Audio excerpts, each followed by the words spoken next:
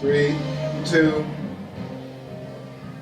All right, so if you want to start, tell us your name and where you grew up. My name is Leroy Cise HD Edwards from Hollygrove, US of A, New Orleans, Louisiana. Tell us about your family. Were there any musicians in your family? My aunt, the only musician I pretty much dealt with in my family was my aunt, and she does a lot of gospel. She teaches, my aunt and uncle, they teach a lot of high school and middle school students. Really, they taught a lot of the rappers that turned into producers and such. Yeah? Yeah, in high school and in middle school, my uncle taught partners in crime in high school music. So What high school? that was Aberson, I believe. Yeah. You spent time in the 12th ward, I think, as well? 12th Ward, right on the corner. I grew up on the corner, right behind Tipitina's on Annunciation and Napoleon. Tipitina's is on Chapatulas and Napoleon. That's my favorite place in the world.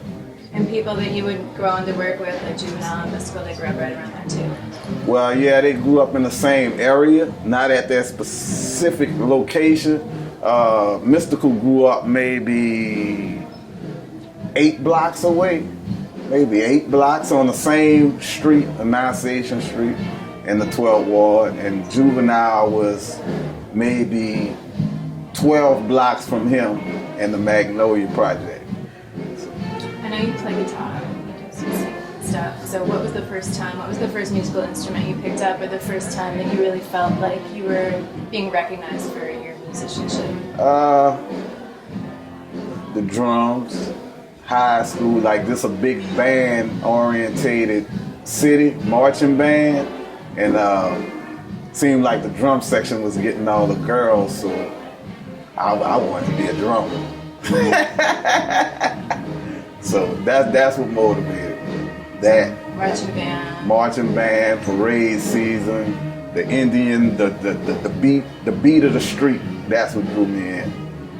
What was the first time you either wrote or produced a track? It could be just something for yourself in your bedroom. It could be anything. What was the first thing you think you did? I think the first real effort I put into a song was something that me and J-Dog wrote for an artist by the name of Insane. At the time, he was in the 2nd grade, and we was messing around. We was like in middle school and high school, and we was messing around with that. And he wound up, when we grew up older, he wound up becoming one of the artists on my label.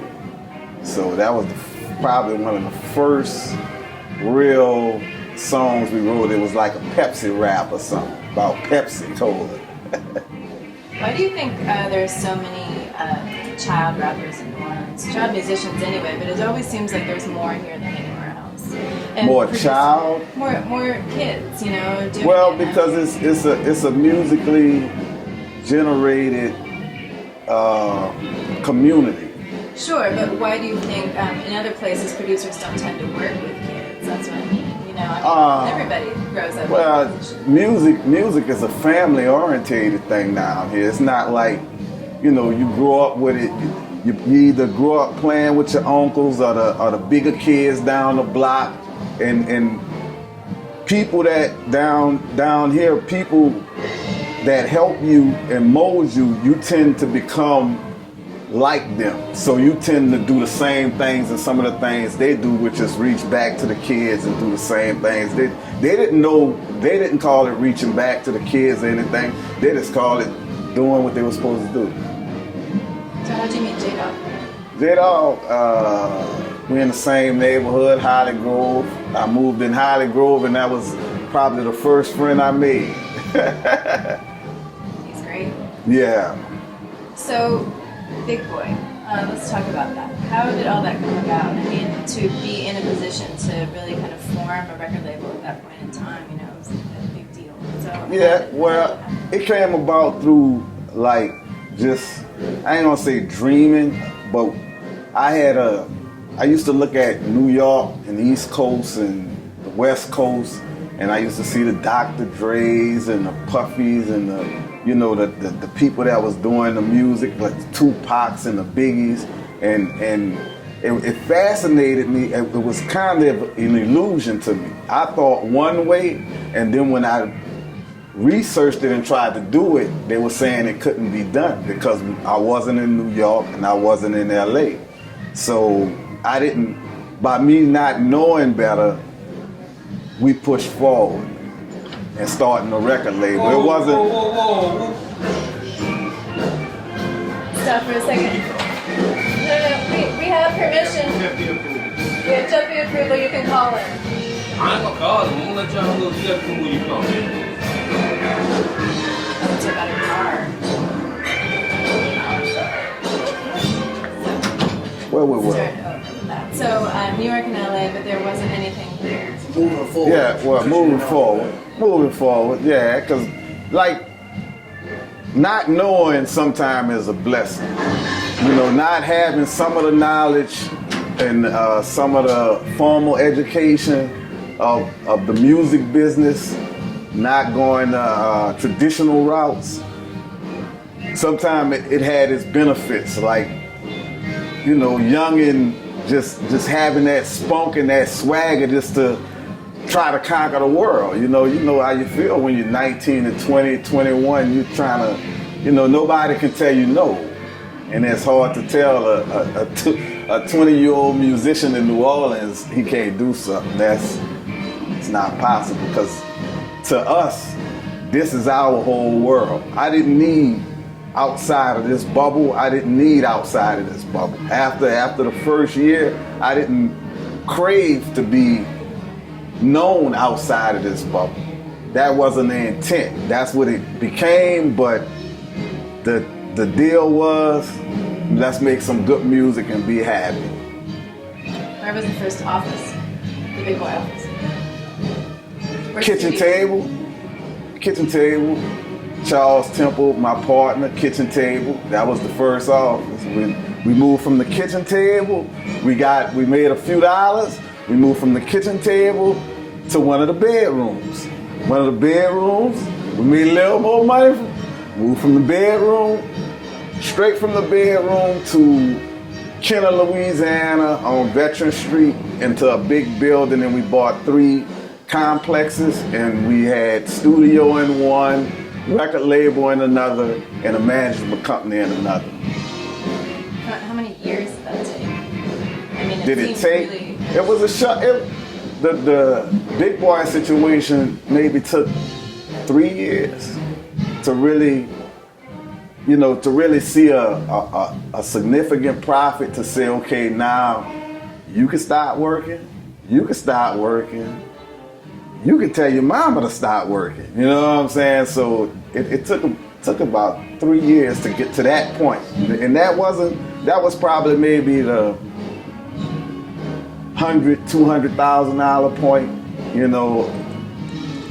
round up in there. Because it seemed like it just exploded, I mean, Yeah, it does. It does. It all is. It's like years of work. Like Mystikal said it best. It took him 13 years to make a rap song.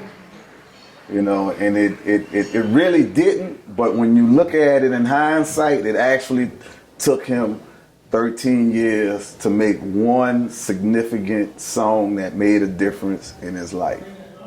Okay, well, let's talk about Mystikal. I've heard 2 things. I heard that you saw Mystikal open for Run DMC in New Orleans. Yeah. And then I also heard at the Treme Center. And then I also heard that Juvenile had been telling you about him for like a week or so. Yeah, he told me about him when he was...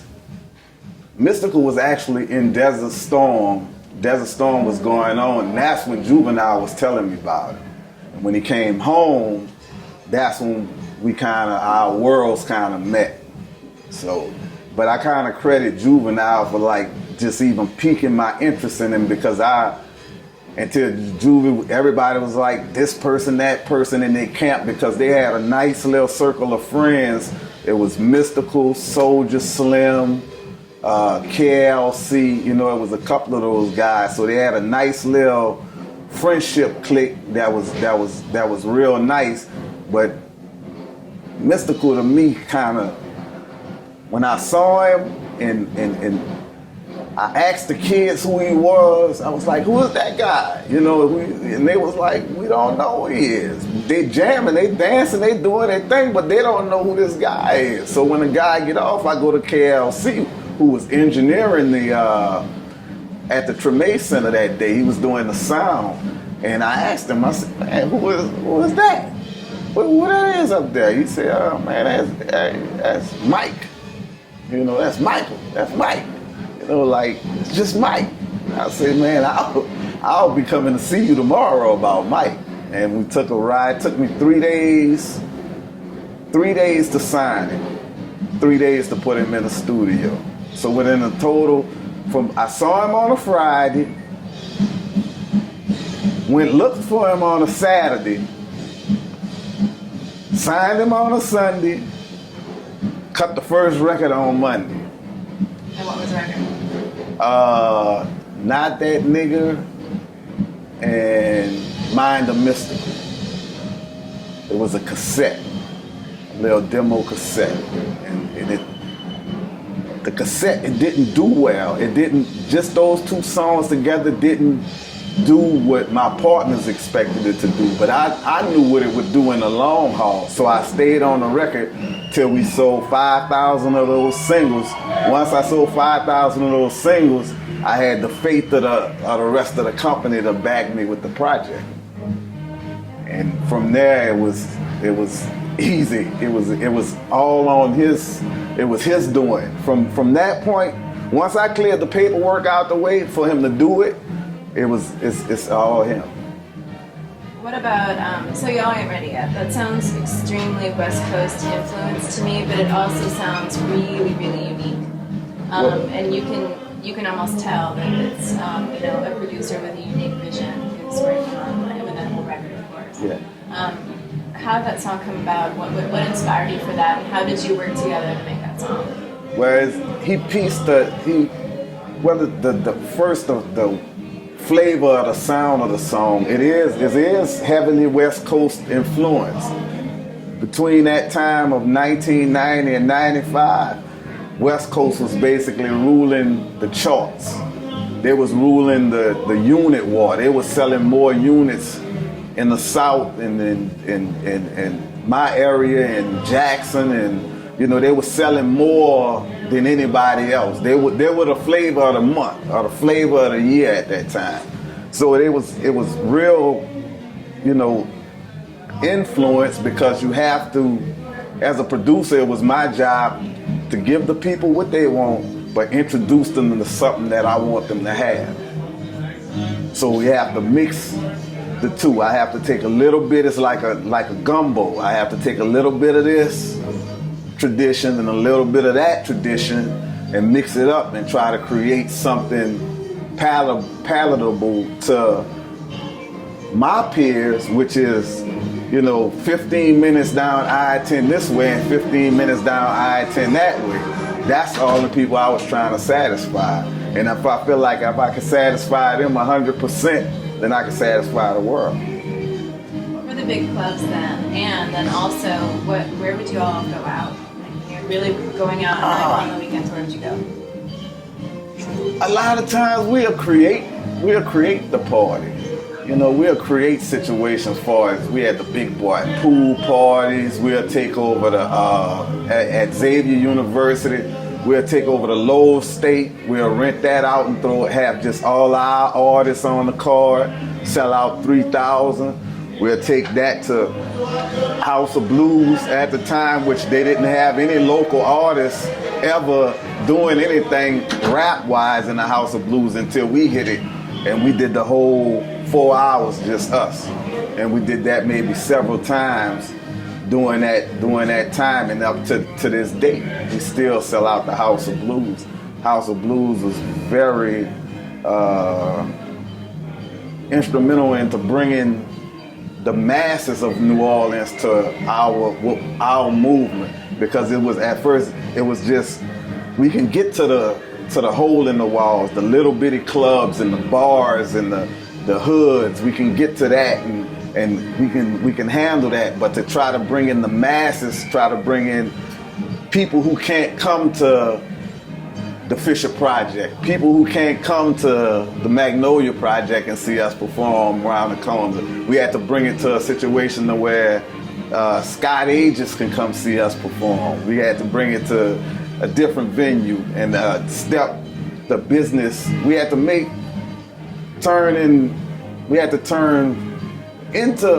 turn from artists and musicians into businessmen, and then turn what we do into a business. What did Alan Toussaint think about you all? That was my dude, man, Alan Toussaint. I mean, I feel like if it wasn't for Alan, he played a big part in my career, if he knows it or not. Because Cise Studios was like a birthplace for me, far as financial situation, because they financially backed projects for me to be able to go and start my own label and go and do other things in the music and bring people into it. Like J-Dawg wrote stuff for me. Like a lot of the people that wind up being on my label and artists of mine, you know, was working hand in hand to try to build other projects for me also. Backing up a little bit, how did you first sign Juvenile?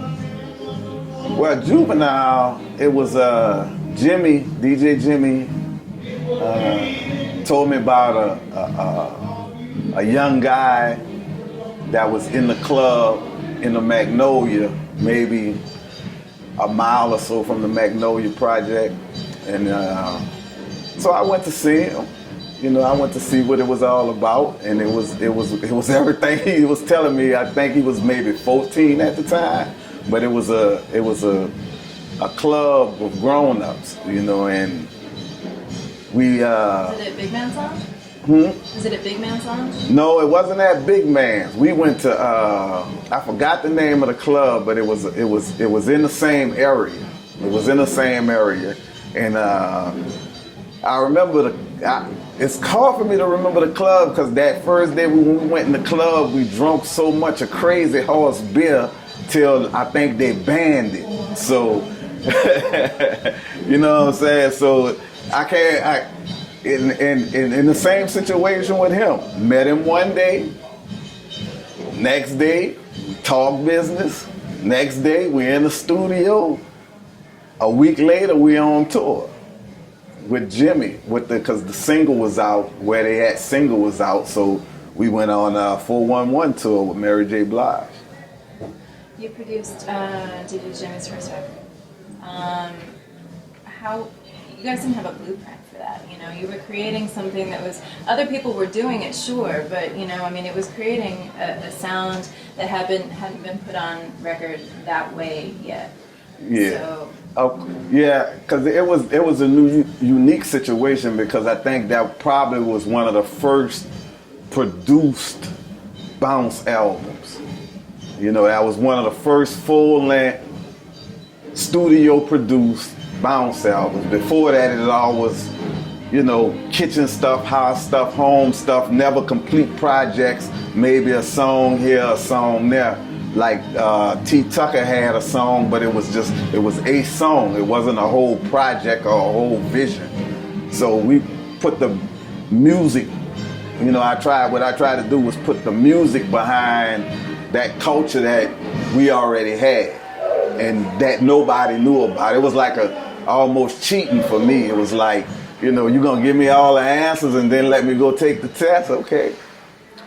a lot of producers, when they're trying to take a sound that they hear on the street, you know, in second lines or block parties or whatever, a lot of them will try to take out the street sound when they go to the studio. And they try to make, you know, a studio performance, a studio album. What you did was bring in sounds from the city and bring them into the album, and so they're alive. You know, you feel like you're in it. It gives the album. Yeah, it was times we took the microphone out in the parking lot. It was times we took the microphone and ran the cord from the from the mixing board hit the feet into the parking lot and recorded things. Recorded, you know, like Foley type things, like sound effects type things. So it definitely was a street element into almost everything we did, because if it couldn't play in the clubs, I mean, we basically couldn't do nothing with it. Same with, you know, Partners in Crime and A Block Party, you know, I mean, Yeah. songs, like track 5 off that major record. You know, I mean, that song just comes alive. It's like you're seeing it, you know, Visually, yeah. It is, and till this day, it still have the same effect. How did that song come about? Did they come to you with a concept? How did it form? It's it's kind of funny because probably the hardest or the most hardcore rapper we had on the label at the time was a Gangsta Crip, Foodoo's Gangsta. He G Slim, rest in peace. He actually was sitting in the back of the studio waiting for his studio time, and I was working with them. So he was in the back of the studio just chilling in the chair, and I'm just messing around on the mixing board playing, and he just in the back of me every time I'm playing the track, he going, pump the party, and he laughing. He's saying it as a joke, and he laughing. So I turn around and say, "You playing? I'm serious." And I say, Kango was actually in the booth. I say, "Do you hear what he doing?" He said, "Yeah." I say, "You do it." And he did that, and then he did the pump the party chorus part. And then they say, "Okay, well, what else we gonna do?" I said, "Man, do what y'all do every weekend." I said, "What you do in the club every weekend?" "Well, we be in there and we say this." "Well, say that." "And then what y'all do?" "We say this and the people be doing." "Well, say that too." And we pieced it all, got all the way to the end of the song, pieced it together, and it was a party. Captured a party. What about like Mardi Gras Indian chants, you know, I mean, like a couple have found their way into Partners in Crime records. Yes, know? ma'am. So, I mean, all that, it's a mixing of everything on the street. Well, it's an influence that you don't know you're using. You know what I'm saying? Like a lot of times you're influenced by stuff, and when you do things you don't know. It's like when you're around your father, when you grow up with your father, your parents, and the kid crossing his legs just like his father crossed his legs. He don't even know he's doing it. It's just something that he pick up on, and it becomes a part of him. What about Tim Smooth? Rest in peace. Rest in peace, Tim Smooth. One of the greatest rappers alive at the time, and one of the greatest rappers still in New Orleans history. Me and Tim kind of found me, and we did a few things, and he took me on a road with him, and we made a good friendship. We were better friends than we were better musical partners. That was like probably one of my best friends. So, it's a little hard to talk about Tim. What is one song of yours that you feel like didn't really get the reception you thought it was gonna be? You know, you thought like, hey, this is gonna be a hit, and then it's something it never did. I mean, so many of your songs are hits. So, but one song that you just didn't catch on that you thought it would. It never was that situation for me, because it's a mixture of me being a musician, and then at a certain point the businessman takes over. So at a certain point, you know, I don't have mixed emotions about somebody liking this or not liking that. I don't read too much into it. It's like if you get a good review on a song, I stay even keel. It don't bring me up, it don't bring me down. Because if a good interview brings me way up here, then a bad interview brings me a bad review brings me way down here. And that's not what it's about. It's about the music. The music gonna be here when I'm gone. So it gotta speak for itself. Conversely, do you have a favorite track? I mean, can you even pick? Here I Go. Tell us about that. Here I Go. It was actually it was a track. It was a song. We finished the album for Jive, And we were flying, we had to fly to New York to do the deal. So to complete the deal, we had to have X amount of songs, so we didn't have it. So I made the beat for Here I Go and said, they said, we going up there, we don't have enough stuff to, get them to cut the check. I said, I got a beat and I got a concept. They gonna cut the check. And when we played the beat, when they played the whole album in jive, and they said, okay, where the last song? I played just the beat. They was like, where the lyrics? I said, well, Mike, say the lyrics to, it was a Juvenile song. It was a song Juvenile told me about before he went to war, to the Desert Storm. And he was thinking about it. He was like, what song? I said, the song go something like this. He said, oh, the song sound like LL Cool J. I said, yeah, the LL Cool J song. And he did the hook, and the label went crazy. They said, okay, there it is. Here go y'all check. Here go $500,000. We'll see y'all money. It's one of the best beats of all time in hip-hop history. It really is. I would hope so. I mean, did the melody of the beat come to you first? I mean, were you like sitting around humming it? Were you playing on the keyboard? No, I was riding on I-10, coming from Reserve to Kenner, coming from LaPlace to Kenner, and that damn One More Chance Biggie song came on the radio. I listened to that song on that little strip over that water, and when I came down off of Kenner to go to the studio, it was that all was in my head was boom, boom, boom, boom, boom, boom. Now that's not One More Chance, but that's what I heard. You know what I'm saying? When I heard One More Chance, Here I Go is what I heard. It goes together, but it's not on the track. Right. Yeah. You have a special relationship with the Ghetto Twiinz. Of course.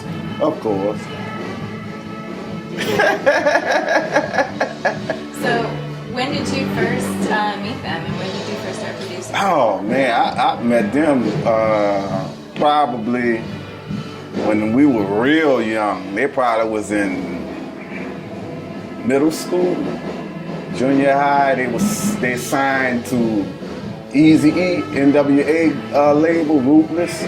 Dr. Dre signed them at Teenagers. The project never came out, but they were signed for maybe several years with NWA during their teen years. So that's when I first met them, and throughout the years we always, associated, and actually they boyfriends, not me at the time, came to me to produce their music. So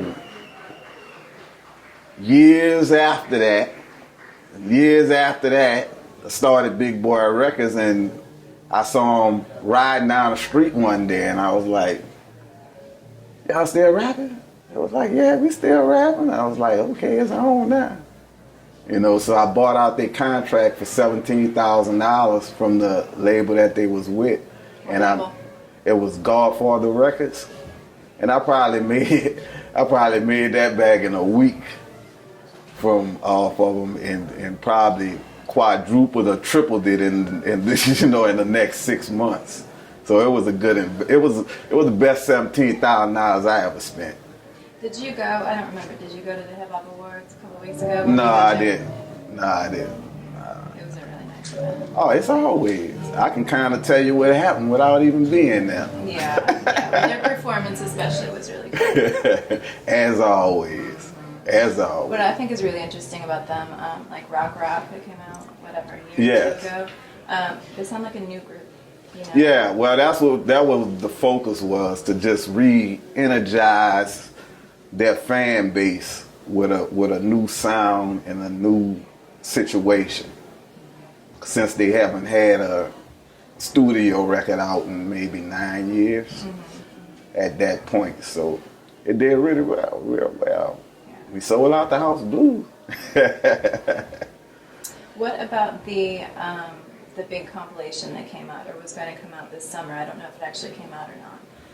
The discography of Cise HD. Yes, so that It's coming out. It's still it's taking time for the press up all those and clear all those individual tracks. So it's like a 4 or 5 disc set, and it has just about everything I ever done that hits CD.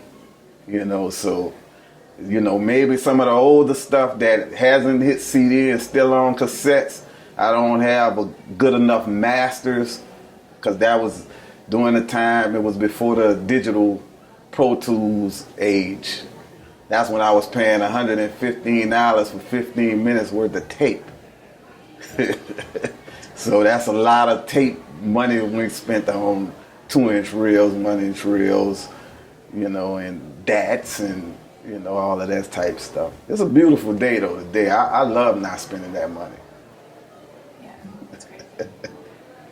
How would you describe to somebody else, how would you describe New Orleans rap, New Orleans hip hop? How is it different from other places in the South, or how is it just different in general? Or do you think it is?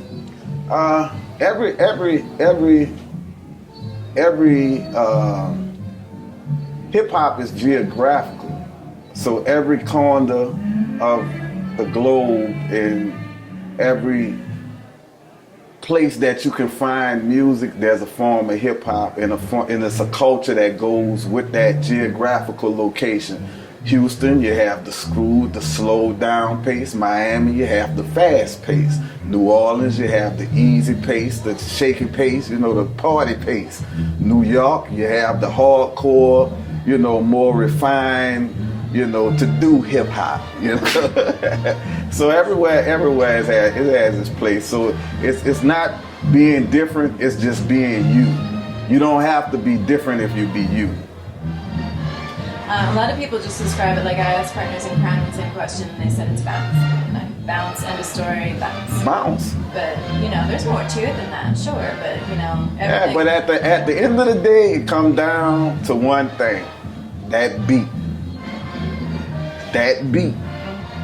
If it ain't that beat, it's not gonna go too far. And not just because you want to try to make some money. It's just because you're trying to impress your peers. It's not going, and this is your cause. Most people who don't do bounce, it's not because they don't want to do it. It's because that's not in their heart. That's not their culture. You can't do something. I can't go to Houston and do screw music. I can't do it. I'm not gonna win. I'm not gonna never win. It's not part of it's not in my DNA. Can't go to New York and do it. No one from New York can come here and I ain't gonna say they can't do it, but they're not gonna beat me doing it. Is there anything that I haven't asked you that you would like to talk about? I'm all gravy, baby. It's all love. 17 Wall Hollygrove. Very good.